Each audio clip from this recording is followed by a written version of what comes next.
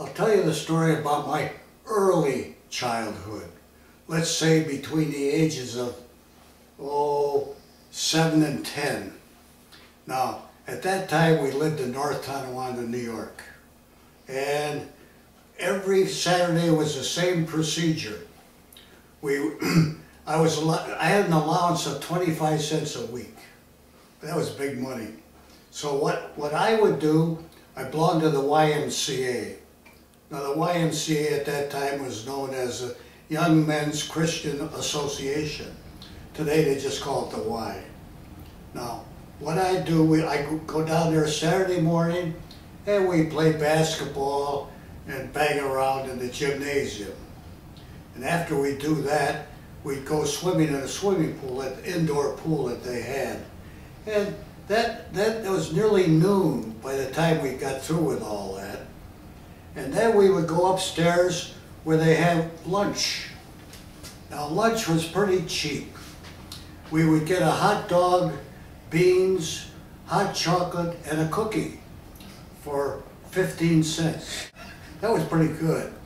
And then the gang we'd walk over to the local theater and take in the matinee on Saturday afternoon. Now those were something else. In those days, the admission was 10 cents.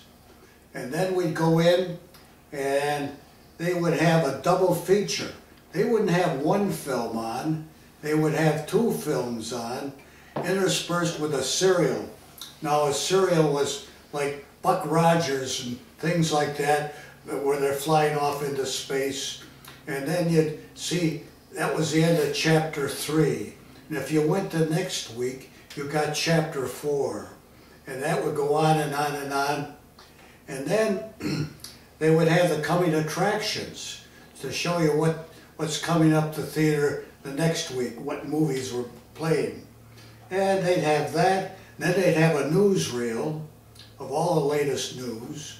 And then they would have, after that, probably a James Fitzpatrick travel talk.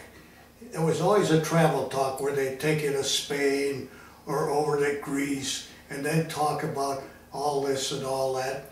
And then by that time, it's in the afternoon, and sometimes we'd sit there and go through the whole thing over again, so we wouldn't get home till 6 at night or something like that. Now, a lot of the times when I go to the movie with my parents, they'd have a sing-along.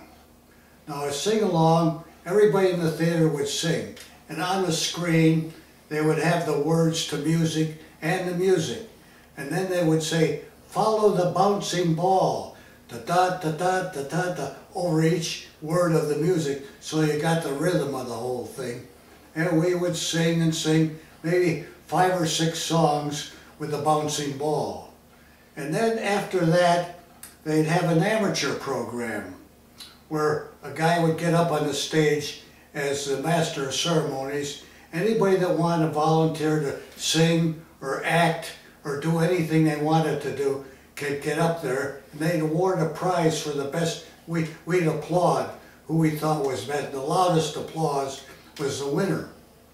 Well, they had some bad ones and they had some good ones, and the real good ones, it's funny in those days, that we'd yell out, give them the hook, give them the hook.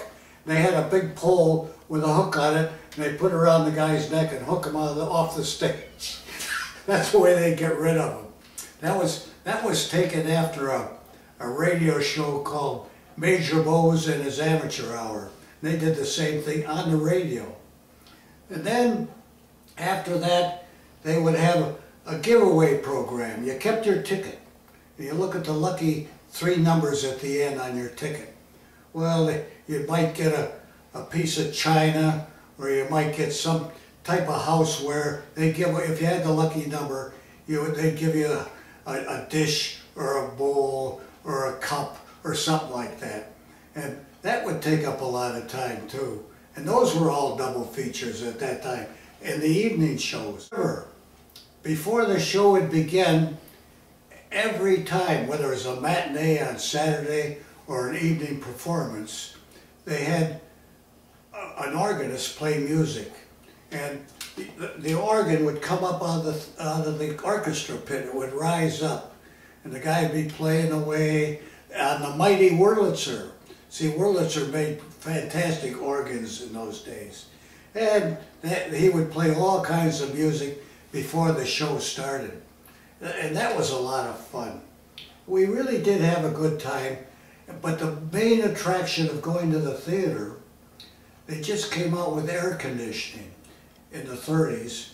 That was the only place where you could sit in an air-conditioned area, and it was in a hot summer day, everybody would go to the theater to get out of the heat. And then another peculiar thing in those days, Saturday night, people would drive downtown and park their car in the parking spaces along the sidewalk, and they just sit there and watch the people go by for an hour or two. That was their entertainment. Oh, it was crazy. So nobody had any money.